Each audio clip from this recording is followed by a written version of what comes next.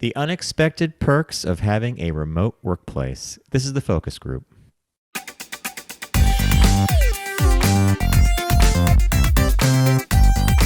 They're all business, except when they're not. It's the Focus Group with Tim Bennett and John Nash.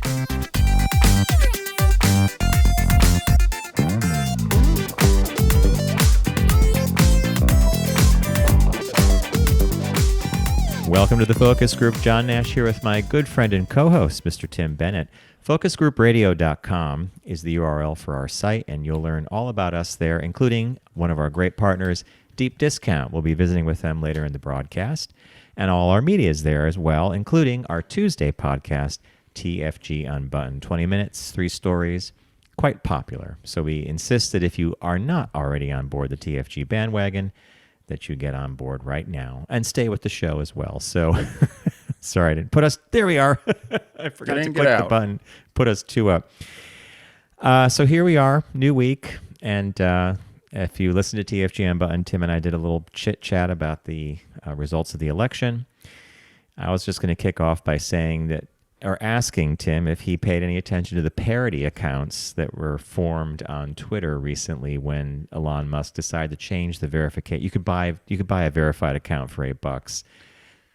Well, you know, I saw it on the news, and then you had alerted me to it, and I've never been a fan of Twitter. I know dumpster fire. I know you and I are bad. We're bad. Social media guys, whatever we're called, influencers, which I hate that word. But you know, you're supposed to be on Instagram, and before it was, well, you name the platform, right? Even people like Grindr were networking. Yeah. So that was a networking tool, right? Yeah. Remember they were. We saw a lot of networkers on there at 3 a.m. when we were traveling. But what I couldn't figure out was, I guess for $8 you could have gone in and grabbed anybody's brand, and so I was trying to find some. I was typing in some brand names, but they apparently said within 15 minutes they had it on. They shut it off because people had jumped on the brand. I guess you could go buy the app for $8. You could buy the verification, the check mark, and of course a couple of things to note.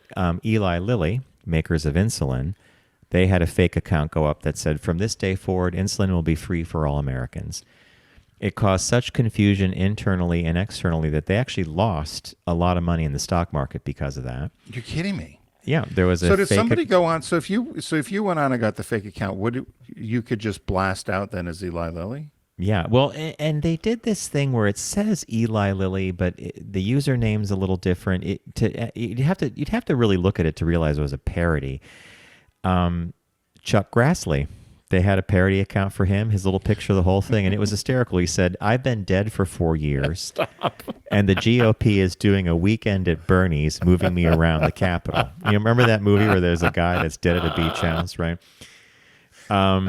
They did parody accounts for everything, and disastrous, right? Just utterly disastrous. Well, it was like when that American Family Association wanted to know what people thought of marriage equality, and then all of the LGBTQ organizations hijacked the survey, and everybody ended up, it came out that it was 90% in favor of marriage Quite equality. positive. We think it's a wonderful thing. Yeah, exactly. So hijacked the Twitter accounts. Did you set up a parody?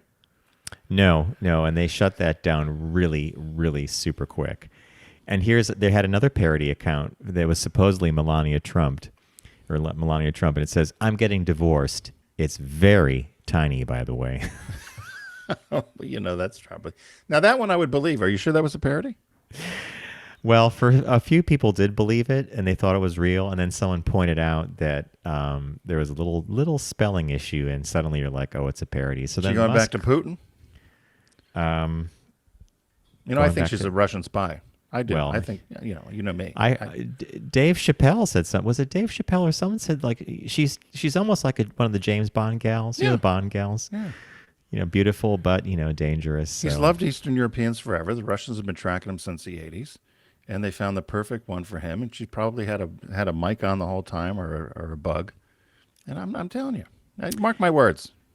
That will know something. So here's another parody thing that I think will raise your eyebrow. So someone did a parody account for Senator Ed Markey, And he is furious. And he gets on Twitter and he said, a Washington Post reporter was able to create a verified account impersonating me. I'm asking for answers from Elon Musk, who is putting profits over people and is debt over stopping disinformation. Twitter must explain how this happened and how to prevent it from happening again. Good luck, Senator. Elon Musk responds, perhaps it is because your real account sounds like a parody. And then Ed Markey comes back to him and says, one of your companies is under an FTC consent decree, which would be Twitter. Auto Safety Watchdog, NHTSA, is investigating another for killing people. And you're spending your time picking fights online. Fix your companies or Congress will. Ooh. Uh-huh. So was he saying that? So I wonder if Senator Markey, was he calling Senator Markey out and saying your account, no, this wasn't a parody, that was actually a real account? Apparently, yeah, that's what Elon was like. Yeah, okay, it sounds like your real account sounds like a parody. But what's odd about this is, I guess there was no, because this happened when the internet first came on board. I remember people that were smart went on and grabbed. I know somebody went on and grabbed, for instance, Subaru.com. Like a land grab, Subaru. Right? Yeah. So people went and grabbed all of these URLs in the hope of holding these companies hostage, and then they had to pay for them. And so I'm wondering if this is right. And I'm wondering if this is the same sort of thing. If you went and grabbed a particular company's name, what's your recourse? So Twitter was supposed to be watching this, and they weren't, obviously. Well, the official accounts are still there, and what they've done is they've wound back this change they made, and they've clamped down on the parody accounts. So apparently that's no longer going to be it's going to be a problem. But now you have to state you're a parody, or you get permanently banned, or there's all this ridiculous stuff. It's crazy. It's crazy. Wow. Jeez. And then I don't know if you've heard of this guy named Toby Morton. He pops up now and then. Before the midterms, he bought up URLs for a variety of politicians that were running and had not bought this particular spelling of their name or their middle initial. And so he has now built a new website for Herschel J. Walker. It's HerschelJWalker.com. And the landing page looks like it's an ad for like a Palme d'Or or some kind of like a film festival thing. And it shows Herschel on the left, and it just says Beyond Dumb, the Herschel Walker story. And there's nothing he could do because it's all in the name of humor and parody, and the website is HerschelJWalker.com, which he didn't own apparently. Wow. So he didn't buy any of the sites. Well, he might have bought Herschel Walker or H. Walker. You know how you do that thing where you go through, but this particular one, he did not put his middle initial in. This guy picked it up and did a parody site. Same guy did a parody site for Mitch, I think it was Ron DeSantis, Elise Stefanik, Kevin Murphy, whole bunch of them. They're hilarious. And if you go to any one of them, if you go to HerschelJWalker.com, you go down to the bottom, you'll get a list of the other links of the parody sites that he's done, and it's hysterical. Did you visit some of them? Uh-huh. I'm gonna have to look that one up. They are, and he gets all these nasty comments, and he's been threatened, and he's like, "Look, I'm just doing what I'm doing, and this is what you can do with the First Amendment." I wonder if he's making any money out of this. I don't know. People want to buy the sites. The site costs like what? It'd be $9.99. $9.99. Yeah, exactly. And he's only going to keep it for a while. I mean, he's not going to use it beyond that, but. Yeah, we'll see. I mean, so this is so folks, don't bother going into the dumpster fire called Twitter. I'll go in for you for 10 minutes and come back with something of value. The only thing that I laughed at, besides all the nasty crap going on, there's also lots of videos of animals doing funny things on Twitter. Have you noticed that? Have you ever been there? Well, I noticed that, but and then someone said, are they still allowing all of the pornography that they had on there? Most so that's certainly. Still full steam I'll ahead. Scroll down. And I'll see, like, there's a couple of these guys, like, you're scrolling, and then you see someone giving someone a blowjob. You're like, wow, Twitter. Welcome to Twitter. This is where I want my brand. Right next to that, right? Yeah. Oh, and then Eli Lilly announced today, remember I told you they had that parody that said insulin was free? Well, internally, Eli Lilly has clamped down and said we will never touch Twitter again. Multi-million-dollar account. Poof, goodbye. I think this kind of dispels the notion of the genius billionaire, right? Right. Maybe I'm wrong. Oh. My In case you're watching, my camera blacked out, but it's back on again. So I don't know if yours. No, it as didn't. well. It didn't black out. It just froze. Maybe it looked like it blanked on your, but it froze momentarily. That's the hiccup of the internet. The internet. So you said something about Elon, John. He's listening. Mr. Musk is listening. He's going to shoot in here. He's going to shut you down. It's going to do something. Exactly. So if you're new to the show, Tim and I open the show with some conversation or banter like we've been doing. We have a segment called Caught Your Eye, and we bring some news articles to each other's attention that we might not have seen, and it's usually we're never on the same page with this one. We do a visit with our sponsor, Deep Discount, some new movies and things that we've picked we'll talk about. Take a quick break. Business Birthday, the only show in the universe that does that, and we have a shop talk, and that I teased at the beginning. It's about some of the perks of remote work, which will be an interesting article because there's been a lot of pushback about remote work, and I even saw an article with Tim Cook this morning being interviewed talking about the need to be in person. But without further ado, let's see what caught our eye. What caught your eye? Here's what Tim and John found. So I had seen this. This came from CNN's business section on the website, and the headline is "Why Planet Fitness Hasn't Raised Its $10 Monthly Gym Price in 30 Years." First of all, I was shocked. Years. Right. First of all, I was shocked that Planet Fitness was around for 30 years. Okay. I thought it was a newer brand. I didn't realize that. Did you know it was around that long? You know, you bring up a great point. Is it perhaps that we haven't seen it in a lot of different markets that you wouldn't realize it had been around for 30 years, maybe? Well, that's what I was trying to figure out because it is a franchise. You can buy a franchise, and they've got 23, I believe it's 2,300 outlets across the country. So it may just simply have been that they hadn't penetrated the East Coast yet. But I was a member of Planet Fitness because one had opened up near my house, and again for $10, I thought, well, what could go wrong? So they advertise this $10 fee. They send direct mail. They do TV ads. They do digital on some of the local webs. If you're like your Patch.com or something. Mm-hmm. And so they asked the head of marketing why they had this $10 fee. And the other great part about it, and you know this because you're a member of one of the kind of, I would call it a luxury gym, I guess, or a boutique gym, is most gym memberships are $50, $100, $300 a month, maybe. They run pretty high. And there's usually some sort of contract you have to sign. And so if you're going to break it, there's some sort of penalty. Do you have a contract with your gym, or is it month to month? It's a contract. So if you decided you wanted to drop out early, do you still have to pay the... I need to give them... I either need to give them notice and then like 30 days, and then I'll have the access to the gym, and then I'm done. But yeah, there are complexities there. Yeah. So they said the simple thing with them is that it's $10 a month, and you can either suspend your membership if you're not going, or you can just stop it. There's no contracts. There's no nothing. And they said that they found that this $10 price point to them was really what they call the sticky point, or the sweet spot, because they said it's cheap enough to draw enough people in that want to get in shape, and that it's also cheap enough that if you don't go, you're really not going to cancel it because you'd like to say you have a gym membership and you might go. So they said for the infrequent user, they're more likely to hold on to the membership because it's only $10. Right. So they said that the company believes this entryway suits roughly 80% of Americans who don't go to the gym. So that's who their real target is that people that don't go to the gym. It's a get off the couch price is what their head of marketing, or the CEO, calls it. Christopher Rondeau says it's a get off the sofa price. So they said they had more than 2,300 gyms nationwide. They have a record 16.6 million members. Wow. And okay. And they said that they have another gym program that used to be $19.99, but they moved it up to $24.99, which allows you access to any of the gyms anywhere. Plus, you can bring a guest. Plus, you get tanning beds, and some of the other things that are there. And that's called the Black Card. So when they average it all out, the amount of people that move up to the $24.99, they said the average person pays $17.60 a month. So it's a quite profitable gym. They said during the pandemic, 25% of the U.S. gyms and studios had permanently closed, and roughly 10,000 facilities are no longer operating.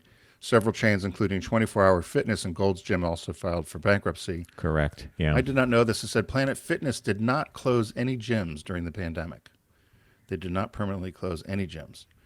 And they said now monthly visits are up to pre-2019 levels, so the gyms are busy.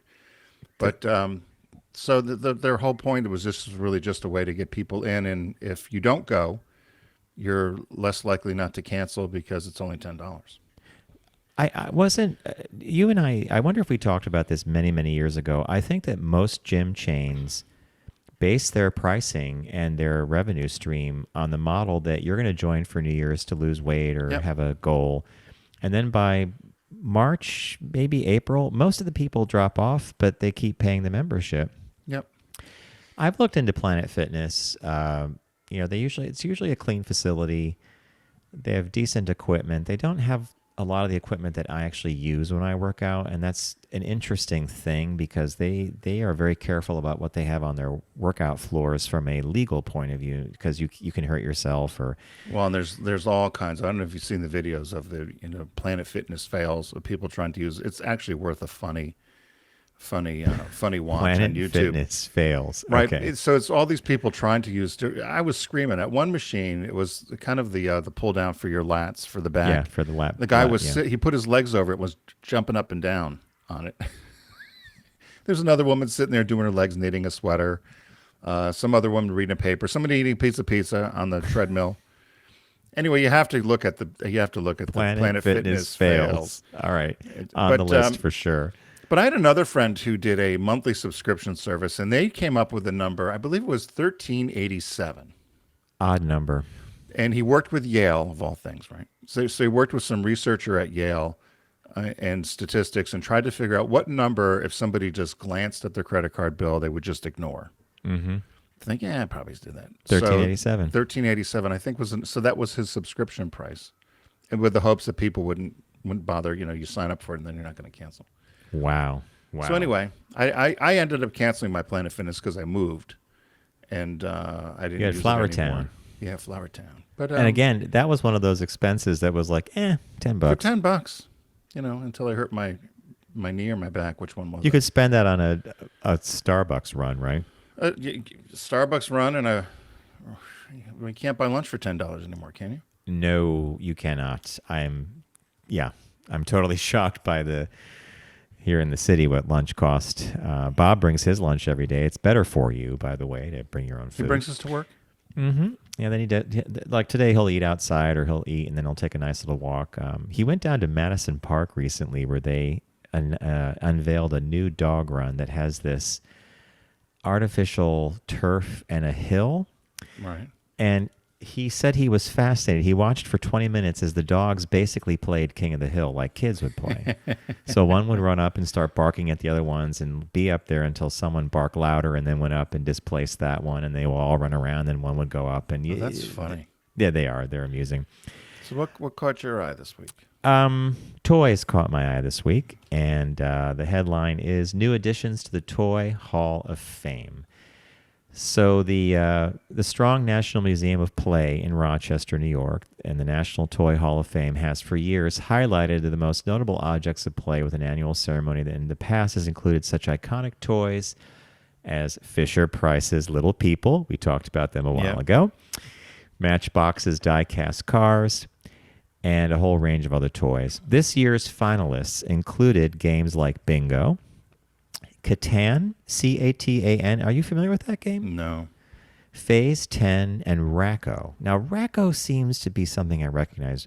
Recognizable toy lines and brands like Breyer Horses, Nerf, Pound Puppies, and Spirograph, as well as the birthday party mainstay, the Piñata, which just missed the cut for 2022. So these are all in the How was a piñata a toy?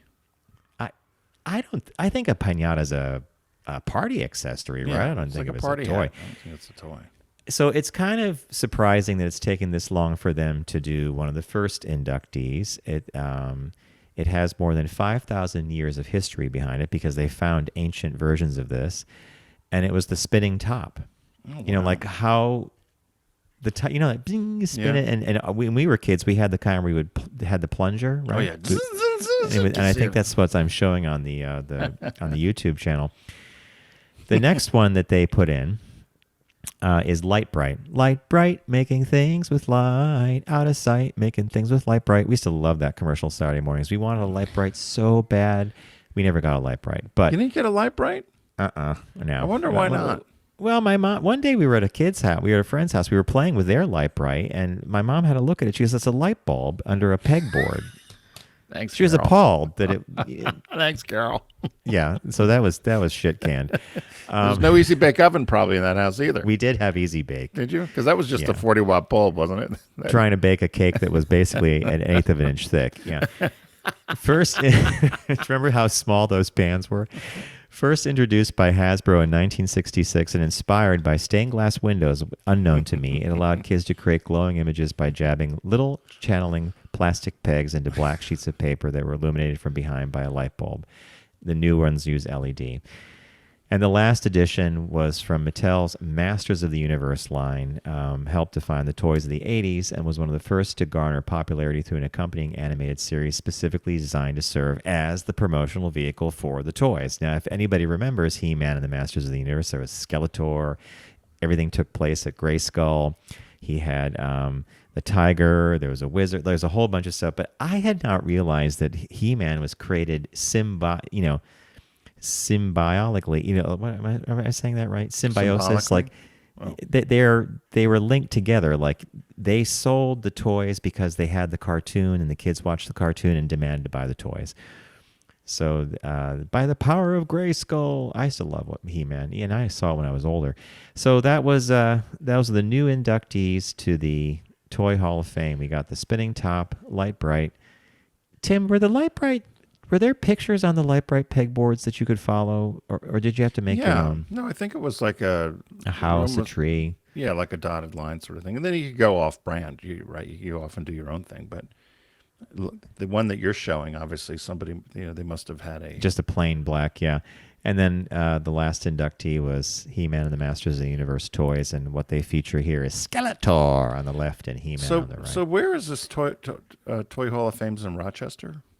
It says here that It was in your first... organized by the Strong National Museum of Play in Rochester, the National Toy Hall of... Yeah, so I bet it's Rochester. Huh. I would have thought that would have been somewhere different. I don't know. I'd like to go see the Toy Hall of Fame. Do you think it would be the kind of thing where you go there and it's like, oh my God, all my toys are in the Hall of Fame? Well, I was wondering. I'm sure if we typed in Hall of Fame, Toy Hall of Fame, there's probably one in every city or one in every town. But I'm sure New York must have a Toy Hall of Fame. No, it's in Rochester. I just Googled it. Huh. And it's part of the Strong National Museum of Play, National Toy Hall of Fame. Wow. Crayola seems to be in there. I'm looking at a couple of pictures here. They obviously don't show you. Oh, here's the inductees, the top, Light Bright, Masters of the Universe. There's a Chatty Cathy. Oh, American Girl dolls are in there. Ooh, boy. The Atari. Yeah. View all inducted toys. Not that I'm going to go on the rabbit hole here, but We'll let's have to see. go to Rochester. That'd be a trip. Sand. They have sand as a toy. Risk. Remember the game Risk? Well, sand was that stuff that came in the bottles, and you would squeeze it and make little design. Remember, you would No, make- they're talking about sand at the beach. as a toy. Sand may be the most universal toy in the world. From a geologist's perspective, sand is a dry, gritty. Yeah, sand. Well, there goes the Risk. trip to Rochester. I don't need to I go was there just going to see say sand. the rubber duck, chess, teddy bear. Okay, Tim, really.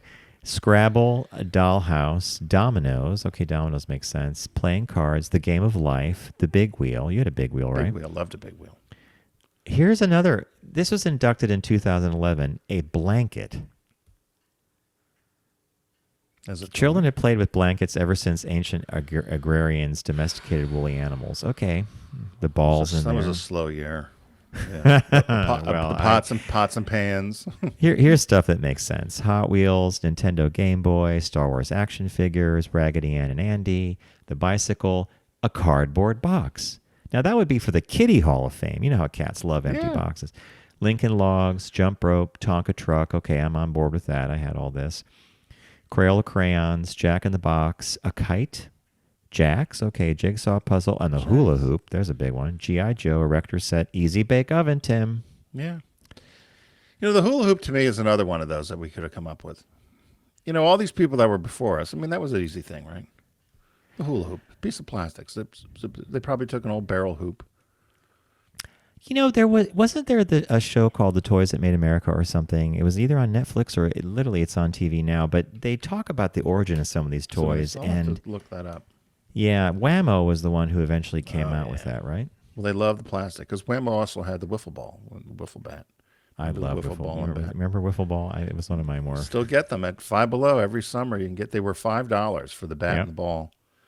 Wiffle ball. You know what they should have in the Toy Hall of Fame, and I know you had one. Remember those boards you would ride on, and then you would rip the thing up, and it would race everything? Oh yeah, I don't know what the that magic was board, magic eraser board, or something. I forget what they call those, but I love those. And of course, an Etch-a-Sketch, right? Yeah. I have to get up my mom's attic and see what's up there. Well, she told you have to do that, right? Or it's all going to be garbage. Yeah. So I'm sure there's a bunch of those toys sitting up there. All right.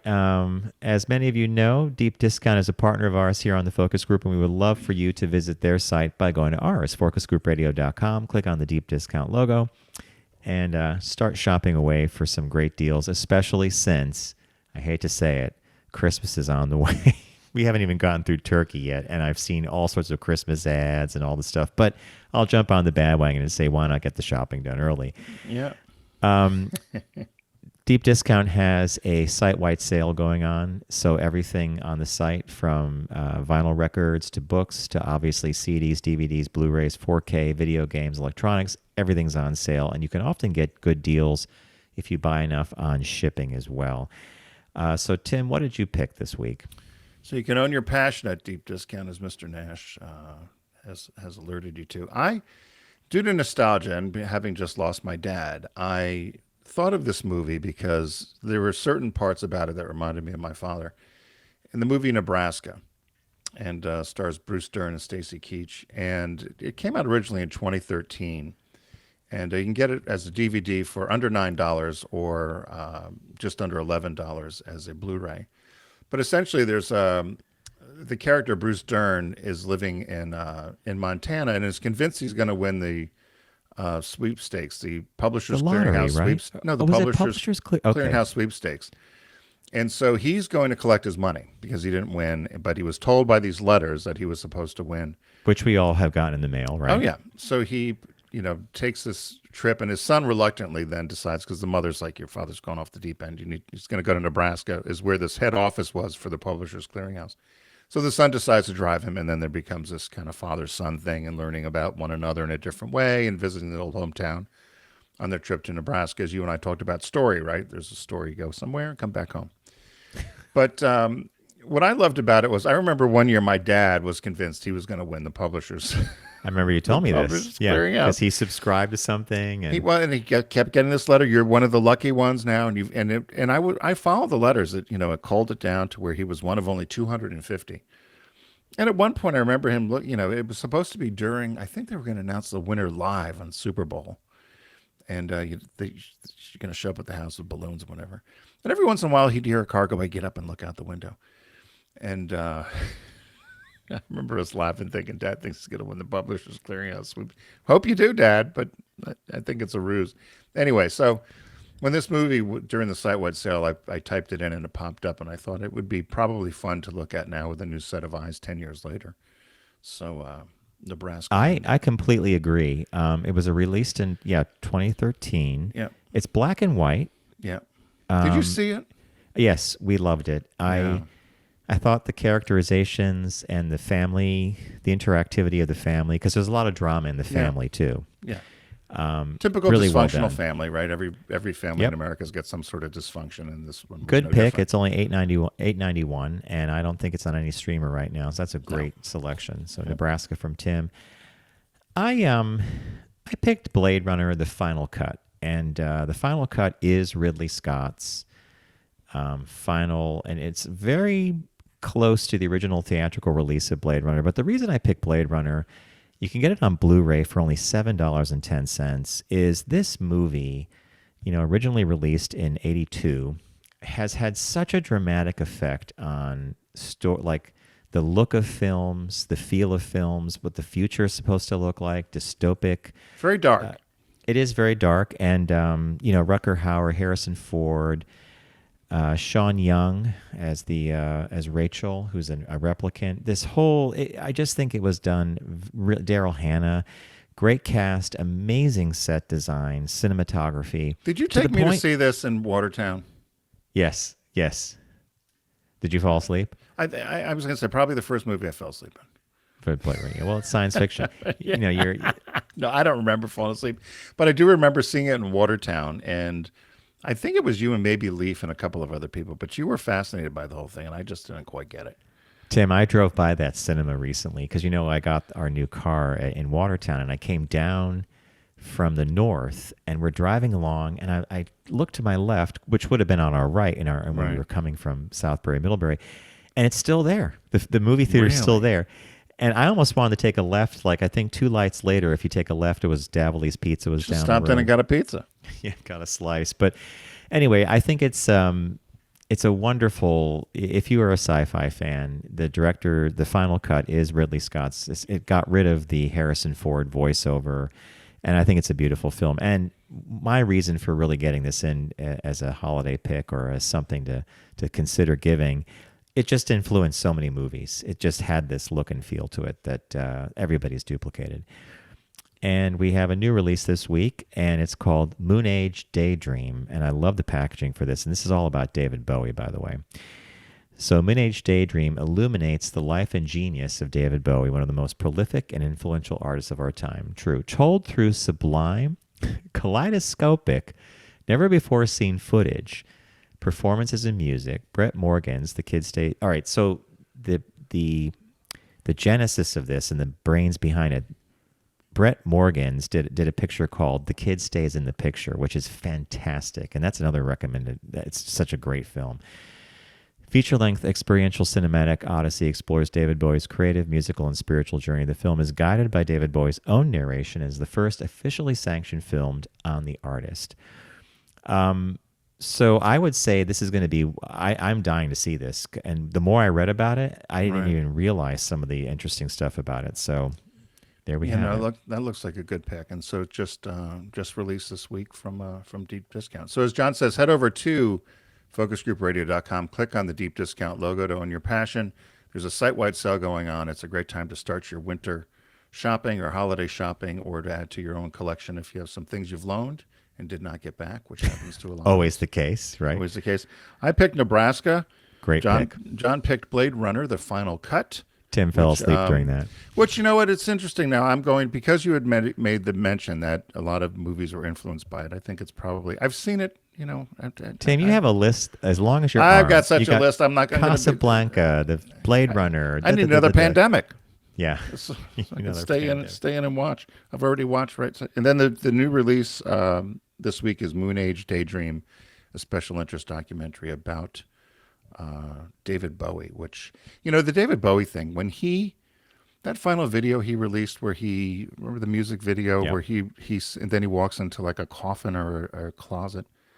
Crazy, right? So prophetic, I guess, knowing he was dying, right? I mean, yes, that is, good point. Kind of creepy. But anyway, so head over to focusgroupradio.com and click on the Deep Discount logo. They've been supportive of us and help keep us on the air, and so we appreciate it, and we appreciate you supporting them. We're going to take a quick break. When we come back, we've got our business birthday, and we also have a little shop talk where we're going to talk about some of the benefits of remote work. We'll either agree or disagree, right, Mr. Nash? Correct. So stay with us. We'll be right back.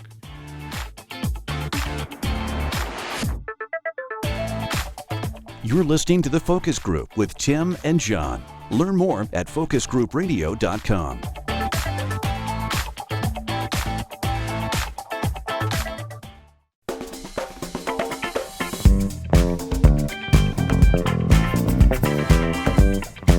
Now back to The Focus Group with Tim and John. Available pretty much everywhere.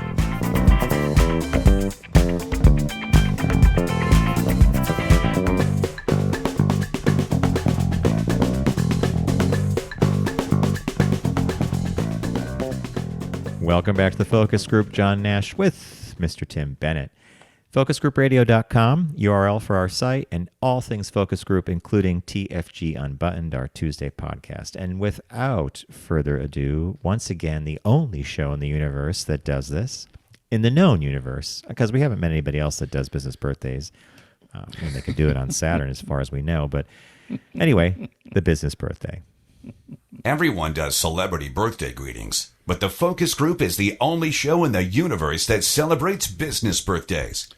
So born today, November 16th, in 1916 in Toledo, Ohio, was Dawes Butler, or Charles Dawson Butler, but known as Dawes. He died at 71 in 1988. He was an American voice actor and worked for Hanna-Barbera, mostly, is where he's famous from. And so when he was younger, as I said, he grew up in Toledo, was born in Toledo, and then he moved to Oak Park, Illinois. And they said when he was a little kid, he developed this interest in impersonating people. And so he had entered a bunch of amateur contests, and he won them. And he said he didn't necessarily enter them to be famous or to get work, but it was more to overcome his shyness and to challenge his shyness. And so anyway, he ends up, by doing all these impressions, he ends up getting some gigs with vaudeville theater in the 30s. And teamed up with a number of performers, ended up going to the military, comes back in the 40s and 50s, but still had a great success doing these voices and mimicking different sorts of characters, and did a whole bunch of cartoons in the 40s and 50s and did some TV commercials. But it wasn't until 1957, MGM had closed their animation unit, and William Hanna and Joseph Barbera quickly formed their own company. And they hold on, Tim. Did you say it was Warner Brothers that? So MGM had closed their anime. Okay, I didn't realize they had a big anime. Maybe it wasn't that big. Yeah, well, they had a number. They did a number of cartoons. A lot of them were old war cartoons. Okay. And I didn't know any of the names. I'm sure if you were of a 70 or older, you might recognize some of the names of these cartoons, but I didn't recognize any of them. But so he was doing some of the voices for those. But then in 1957, when Hanna-Barbera put together their own company, they brought Dawes Butler and another guy named Don Messick over to provide voices. And so he played the title role of Huckleberry Hound. Oh, boy. Okay. What other characters? Quick Draw McGraw, Yogi Bear. He voiced 97 characters from 1948 to 1978. There's a whole list, but some of them you'll probably know. Augie Doggy, Baba Louie from Quick Draw McGraw. Barney Rubble he did for a season, for a part when Mel Blanc, one of the characters was out. And I didn't realize this as well. The Flintstones, you know what they were originally called? The show? Well, it had to be something like the Honeymooners, right? Well, it was the Flagstones. The Flagstones. Oh, that's a weird name, huh? Because I know that they were prime time. Yep.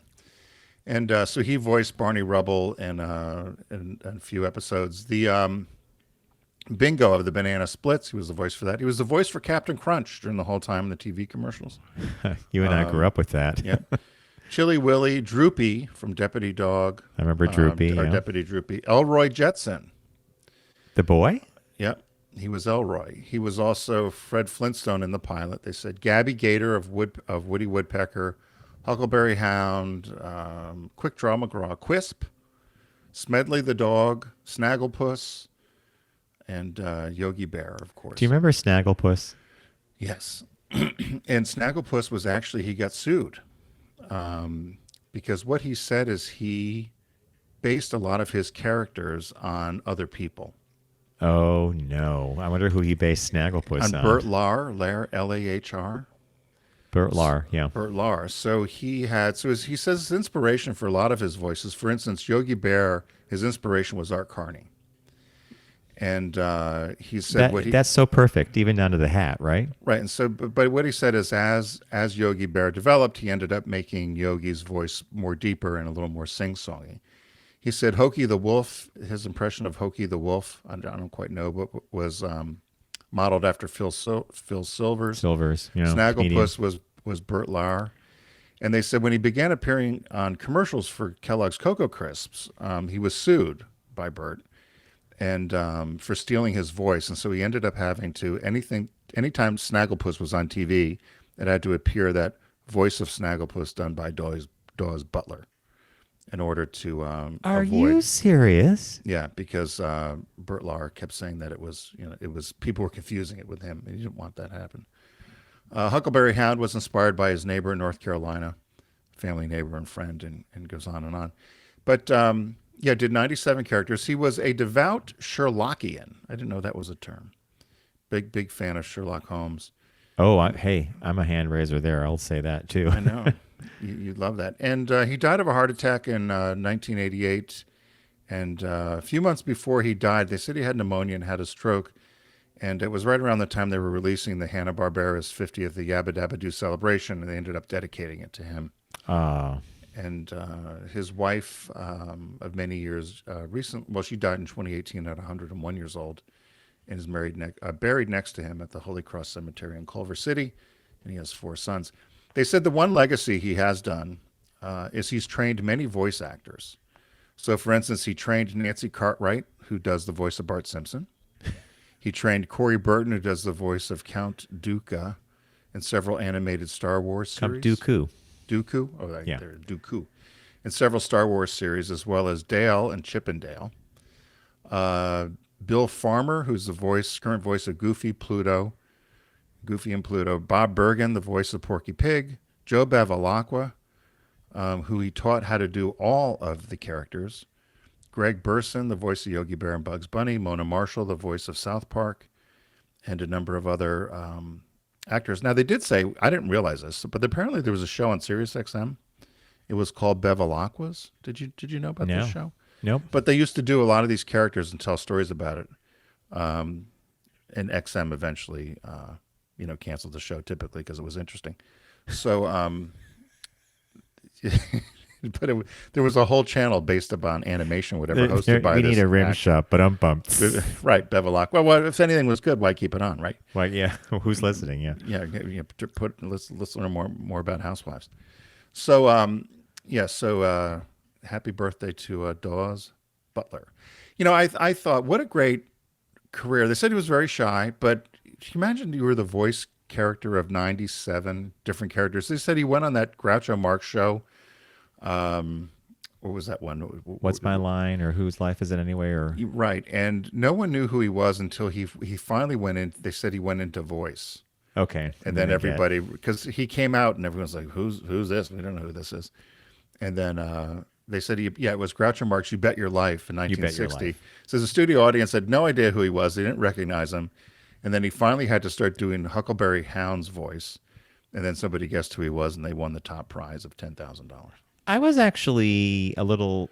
I was really thrilled that you picked him for your business birthday because I love animation, I love cartoons, and at the heart of every great cartoon is character and good storytelling, obviously. But the characters are brought to life by these voice actors, Right? And once you learn how animation works, and I did my 2-year program, and a lot goes into the character. I mean, he has to channel, it's just, so this is a really cool profession, being a voiceover actor, to have the kind of impact he had on our culture. Yeah. Think of all the right? All the Hanna-Barbera stuff. Plus the people he mentored and taught on how to do voices. Yeah. It's certainly an art, as you and I know, of having hired voice talent over the years. And directed voice talent, yeah. Yeah, it's a tough thing to do. The name of the show that was on Sirius XM was on the XM, I keep saying Sirius, it was XM at the time, XM Satellite Radio's Sonic Theater channel. Oh, that would it. See, and I bet they did super cool things with old movies. And, yeah. And would interview a lot of, how did this get made? How was this scene done? It was interesting, right? So when Sirius came in, they took it off. But yeah. The other thing that I wanted to just comment on quickly, and you've talked about it already a couple times during your talk with him or about him, the training of the younger voices or the new voices. This is something that fascinates me because it says that it's an art form that requires practice and it requires mentorship, right? Right. Well, and you have to do it right. all the time, right? Or the same way all the time. So Yes. if you get, for instance, if you're Nancy Cartwright and you're doing Bart Simpson, and how You long have has to that do, been on? What's that been on? 20 years I or don't know, more. 30, yeah, it's a long time. So you've got to continue to still deliver it the same way, the Hmm. same because you don't age, quote unquote, in cartoons. And so yeah, how do you continue to deliver the same sort of performance with the same voice inflection, pronouncing the words the same way? And yeah, and it's quite an art. And they're actors in their own right. He was an actor. Yeah. To voice these characters, you have to act it out while you're, talking to the mic. So how did Excellent this? So one. when you did animation, how did they do that? So if you were given a script to do, just because we're all familiar with the Flintstones, for instance, are they running what you're voicing silently behind you so you can do timing, or how do Oh they no, no, usually it's the do other way that? around. The animator creates the animation and the motion after the voice actor lays down the track. Oh, so So it's the a voice track actor first. comes in and sees drawings and sketches of the character that they will inhabit. They might see some storyboards. They might even see something called a maquette or a puppet of like a 3D version of the character, and that's all they have. Wow. And then and then the animator takes the voice actor's work and brings it to life frame by frame by frame. It's a really incredible art form. I think one of That's the most funny. So complex just the art opposite forms. of what I thought. That's interesting. Exactly. Wow. Dubbing is what you thought. Right. Dubbing would be where you have something playing and you have to match what they're doing, right? Yeah. Maybe you could be a voice actor, John. You could do voices. I'm really busy. I have to invent the hula hoop.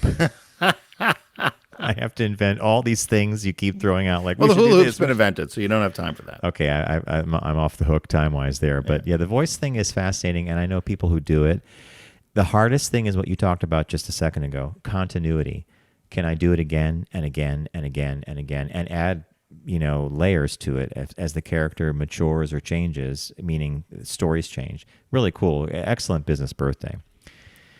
All right, as we mentioned at the top of the show, Tim sent me an article that I liked, and this is kind of interesting because this came as other articles and news pieces have been coming about companies.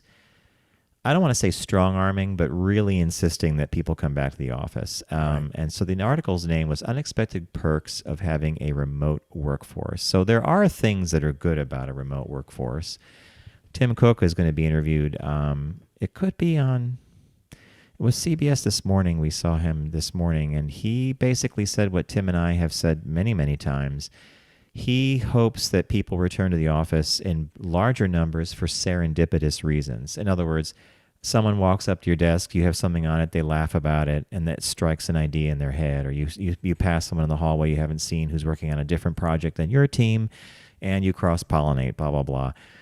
So there's a whole school of thought about that. But there are many people who work better in solitary situations or at the quiet of their home. But let's go through the piece here and see what the author recommended. Yeah, so this was for Inc. magazine, and I thought that it was. I totally agree with you. I think having for creatives, there's a time, and you always say sometimes you do your best creative thinking when you're either on your bike or you're taking a walk or you're doing something, but you also would probably come up with an idea or you share ideas with people in a work setting, and I think a lot of that's missing, right? Yes, But agreed. Yeah. so here they talked. The first thing that they mentioned is that by having this remote workplace, you'd have an expanded hiring pool, Yep. meaning that you're no longer tethered to a certain location, so you can hire from anywhere. So if your company is based in Florida, you can hire somebody that lives in New York or Illinois or Arizona, whatever. And so you're no longer tethered to kind of the small town or the city, which may have had a very limited workforce. I think that's okay. I still think there's something missing about the culture of a company, though. I know some Agreed. friends that have been hired during this Yep. remote time, and they know nothing about any of the culture. They're doing their jobs and they're getting Yep. them done. But I think there's a missing culture piece, don't you? I don't know. Oh, totally. My friend Alex, who works for Forrester, they are a company that has offices all over the country to begin with. So the Right. idea of distributed workforce is not exactly unknown to them. But he made a casual comment where he was traveling on business. He went to Boston to the mothership, one of the main offices, and actually physically saw the team he worked with for the first time in months. Wow. And that you had to let that sink in for a minute. I mean, he said physically, not screen to screen, but being in a room with them, it was delightful. He said it was lots of fun, but he's quite happy to be able to do what he does full day, but that, again, that company's business is spread out that way. The next thing the author brought up here was something that, I'm 50-50 on this, less office politics. And the writer said, I'm a very low-maintenance person. I can't stand the politics and the posturing that you sometimes see in an office environment where it's more about looking like you're working than actually getting stuff done. I've owned my own businesses, so the idea of office politics is something that eludes me, in all honesty, because mostly, copywriters, designers, art directors, they're not usually playing these games. But Tim, you've had a different experience, right? Well, very much so. The office politics of who's brown nosing who's wants to be seen in the lunchroom with somebody, or what is so and so doing in there with the door closed, or why was somebody down talking with human resources? It's all that sort of stuff. People just naturally gossip. And it's behind this, yep. Yeah, so they said that's one benefit of the lack of gossip. Oh yeah, the lack of that, yeah. The third one was it makes you more efficient. So they said having a workforce takes a lot of pressure off your team as a whole. In other words, if you needed to make a doctor's appointment, tend to a sick child, help out a parent or something, it's a lot more accommodating if you're remote, because your time's flexible in some regards, so you can move around time in order to do this. So it gives you and everyone a good work-life balance. I thought that was a stretch. Really? Didn't you? I mean, yes, if you work at home, your time is flexible, so you may not. If you have a call at 2 with the team, you have a call at 2. But if you decided you needed to go to a doctor's appointment or had to pick up a sick friend or something, then you may be doing work at 7 p.m. at night, but you wouldn't do it at the office. Do you know what my takeaway is? Something that you told me years ago about how you manage your staff. So I'll set it up this way and say, I'm very efficient with my day. It doesn't mean I sit at my desk for 8 hours straight and either do nothing or do something, because I don't work like that. I don't think like that. But I'm efficient with my time. You told me once that when you were head of the marketing department, that you would tell people to take care of dry cleaning, pick up you actually gave people permission to do some of these things during the day because it ultimately made them better workers and more efficient, right? Yeah, and a lot of them would travel a lot. Yep. And be gone Thursday through Sunday night or Monday and couldn't morning get or stuff something. done. And so I would say, if you're going to come in Monday afternoon or whatever, make sure you pick up your dry cleaning, get your hair cut, make your appointments, do whatever. Or if you're leaving, don't make a big announcement. Good night, good night. If it's 2 p.m, just walk out of the building and get your things done. But that was my different take. Yeah, you treat people like an adult and they'll act like an adult. And you'll get the job done. They'll get it done. They might not do it in the contiguous time frame, but the last one here is you become a better manager. And she says, I have worked with hundreds of owners who worried if they would be able to transition to remote.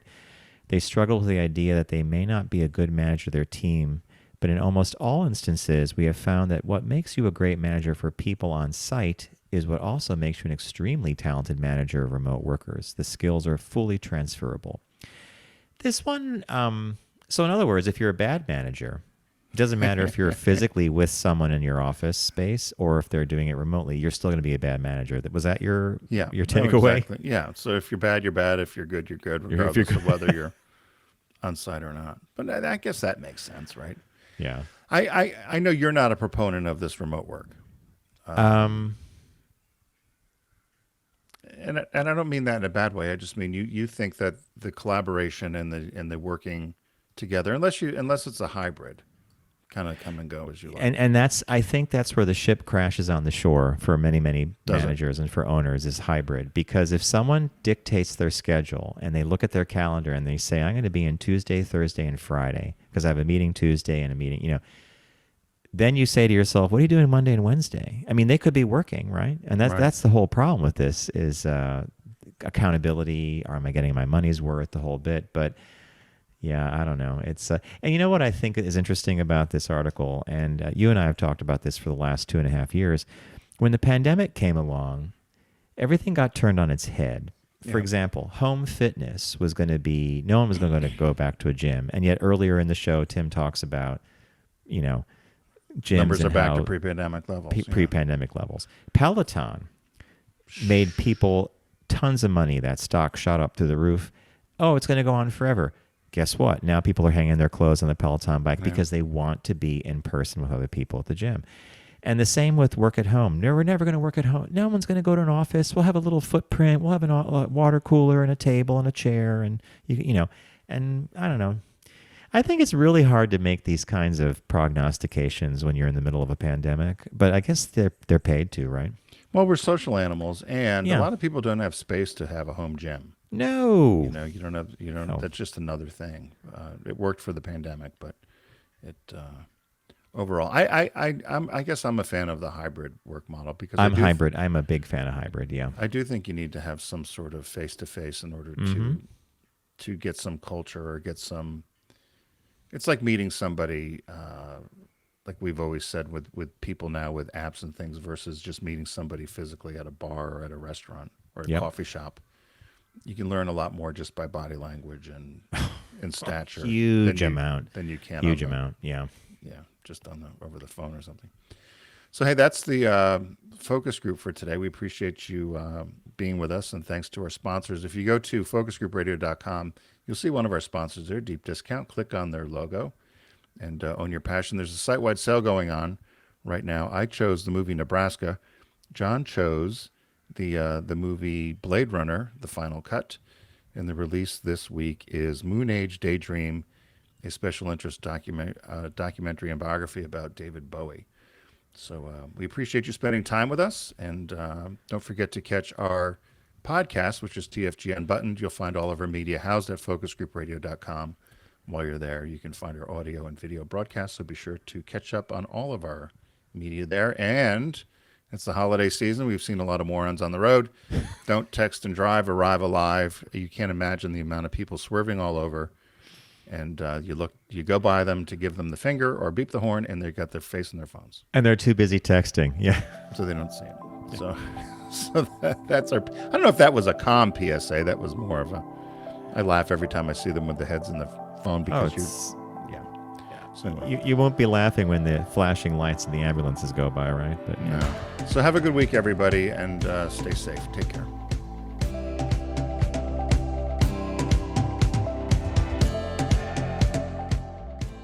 It's The Focus Group with Tim Bennett and John Nash. Accessible on all platforms. Subscribe, like, and rate us on your platform of choice. Learn more at focusgroupradio.com. That was a stunning focus group.